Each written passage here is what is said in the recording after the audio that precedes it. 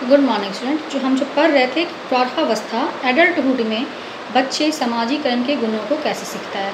तो ये हम समझ गए हैं कि अपने माता पिता बच्चों और अपने प्रति सारी जिम्मेदारी को पूरा करते हुए सामाजिक गुणों को सीखते रहता है। और साथ ही यहाँ पे जीविकोपार्जन उसका महत्वपूर्ण मीन्स इसकी समस्या है, जिसका तादात्म्य वो सामाजिकरण के साथ करते चला जाता है। या बीमारी दुर्घटनाएं आदि को भी मीन्स हैंडल करने की, या उस बीमारी दुर्घटना आदि के कारण जो परिवार को क्षति होती है, या फिर जो परिवार का जो बैंक बैलेंस बढ़ाना होता है, बच्चों की पढ़ाई होती है, माता पिता की ज़रूरतों को पूरा करना होता है। ये जो व्यक्ति होते हैं, समाज के नागरिक होते हैं, सामाजिकरण के गुणों को करते करते ये पूरा करते हैं। और जब नए नए दायित्वें आती हैं, नई नई रिस्पॉन्सिबिलिटी आते हैं, तो सामाजिकरण के गुण भी उनमें विकसित होती चली जाती है। तो adulthood is a third step of the process of socialisation. Our fourth step वृद्धावस्था ओल्ड एज। यहाँ भी व्यक्ति का सामाजिकरण होता है, यहाँ भी व्यक्ति सामाजिक गुणों को सीखता है। और ये सामाजिक गुणों को सीखने की प्रक्रिया यहाँ थोड़ी धीमी पड़ जाती है, क्योंकि वह बड़ा हो गया रहता है, अब जीवन के सारे उतार चढ़ाव को देख चुका होता है, उसको लगभग सारे सामाजिकरण के गुण समझ में आ जाते हैं। लेकिन फिर भी वृद्धावस्था में भी व्यक्ति के सामने नई नई परिस्थितियाँ उत्पन्न होते जाती हैं, जिसके कारण वह सामाजिकरण उसका होते चल जाता है। संस्कृति हमेशा जो कहा जाता है ट्रांसफॉर्म होती है, हस्तांतरित होती है, परिवर्तनशील है, चेंज हो रही है, तो सोसाइटी भी चेंज हो रही है। तो यहाँ वृद्ध व्यक्ति भी बच्चों से सीखता है, वो देखता है कि उसके समय में कुछ और हो रहा था, अभी के समय में कुछ और हो रहा है। तो एक तरह से वो अपने आप को एडजस्ट करने की कोशिश करता है, बच्चों के साथ अपने आप को एडजस्ट करने की कोशिश, अपने ग्रैंडसन ग्रैंड डॉटर के साथ एडजस्ट करने की कोशिश। तो यहाँ भी तो जब एडजस्ट करने की जो कोशिश हो रही है, तो वहाँ सामाजिक गुणों की सीखने की बात हो रही है। तो उसके समय में जो सामाजिक भावनाएं, सामाजिक संस्कृति थी, वो अब समय में बदलते परिवेश के अनुसार अलग हो गई है।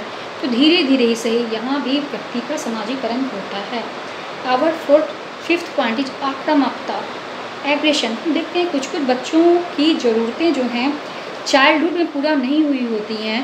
तो चाइल्डहुड में बचपन में किसी व्यक्ति की ज़रूरतें पूरी नहीं होती हैं, तो उसमें एग्रेशन की भावना आ जाती है। या फिर अगर हम कहें कि मीन्स एडोलसेंस में भी या एडल्टहुड में भी अगर किसी व्यक्ति की कुछ ज़रूरतें पूरी नहीं होती हैं, जिसके कारण उसको बहुत धोखा मिलता है या उसकी भावनाएं बहुत हर्ट होती हैं, तो उसमें एग्रेशन हो जाता है। तो एग्रेशन के द्वारा भी जो तनाव होता है, उसके द्वारा वो सामाजिकरण का गुण होता है। तो यहाँ सामाजिकरण के गुण में एग्रेशन आ जाता है। तो मीन्स यहाँ पे ये नहीं कहा जा सकता है कि वो अनसोशलाइज्ड हो गया है, बल्कि उसमें जो एग्रेशन की भावना होती है, वो एग्रेशन की भावना, आक्रामकता की भावना को कैसे वो कंट्रोल करके सामाजिक गुणों को सीखे। मीन्स ये एग्रेशन की भावना को कंट्रोल करते हुए उसका जो सोशलाइजेशन होता है, ये स्टेप है जहाँ व्यक्ति अपनी मानसिक द्वंद्व की स्थिति से उभरते हुए अपना सामाजिकरण करते चला जाता है। जैसे बच्चों चाइल्डहुड में किसी के साथ बुरा व्यवहार होता है, या माता पिता द्वारा प्यार नहीं होता है, या दोस्तों द्वारा चीट किया जाता है, तो वो उसके मन में उसके मन में कुछ भावना है, वो बस जाती है। उसको हैंडल करते करते सामाजिकरण के गुण को सीखते चला जाता है।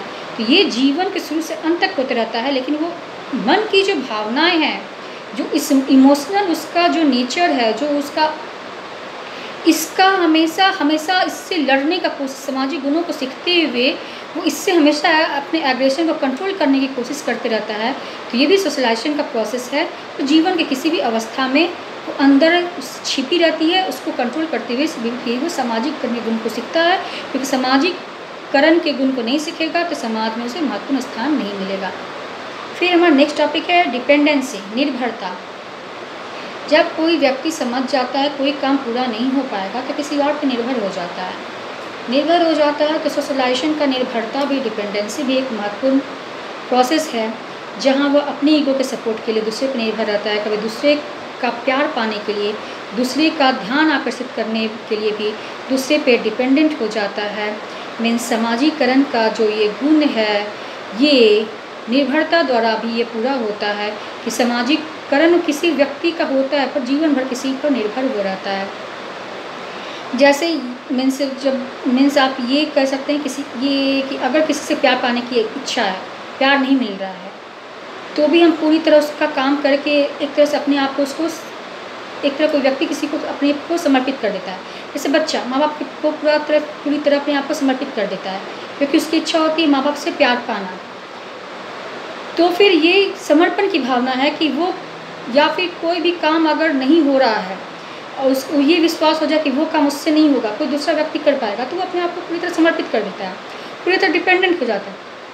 तो उसका सोशलाइजेशन होते रहेगा लेकिन डिपेंडेंसी के थ्रू होते रहेगा। मीन्स किसी के प्रति हम पूरी निष्ठा से समर्पित हो जाते हैं तो वो भी डिपेंडेंसी का भाग होता है। समाज और देश के प्रति समर्पित हो जाते हैं तो ये भी डिपेंडेंसी का भाग होता है, पर ये डिपेंडेंसी दूसरा होता है। देश के प्रति सभी व्यक्ति निष्ठा समर्पित हैं पर ये डिपेंडेंसी दूसरा है और व्यक्ति के प्रति डिपेंडेंसी दूसरा है। मीन्स ये किसी में ये भावना घर कर जाती है कोई काम उससे पूरा नहीं हो पाएगा। तो सोशलाइजेशन होते रहता है और डिपेंडेंसी के थ्रू। तो सोशलाइजेशन के जो प्रोसेस हैं हमने पढ़ चुके हैं कि चाइल्डहुड में, फिर हमारे एडोलसेंस में, फिर हमारा एडल्टहुड में, फिर हमारा पढ़ते हैं हम ओल्ड एज में। ये तो जीवन के 4 चरण हैं, बचपन, किशोरावस्था, प्रौढ़ावस्था और वृद्धावस्था में जो समाजीकरण की प्रक्रिया होती रहती है जो किसी भी व्यक्ति के साथ होती रहती है। अब जो 2 भाग होते हैं, जो एक व्यक्ति होता है जो आक्रामक होता है, बचपन से कोई चीज़ें उसको पूरा नहीं किए जाने के कारण उसमें जो मानसिक द्वंद्व होता है, इमोशनल द्वंद्व होता है, उसको से लड़ते हुए समाजीकरण गुणों को सीखता है। और कुछ व्यक्ति इस प्रकार होते हैं जिनसे कोई काम सही ढंग से नहीं हो पाता, जीवन भर किसी पर डिपेंडेंट होकर कार्य पूरा करते हैं। तो इस प्रकार हमारा सोशलाइजेशन का प्रोसेस है वो कंप्लीट होता है। Thank you.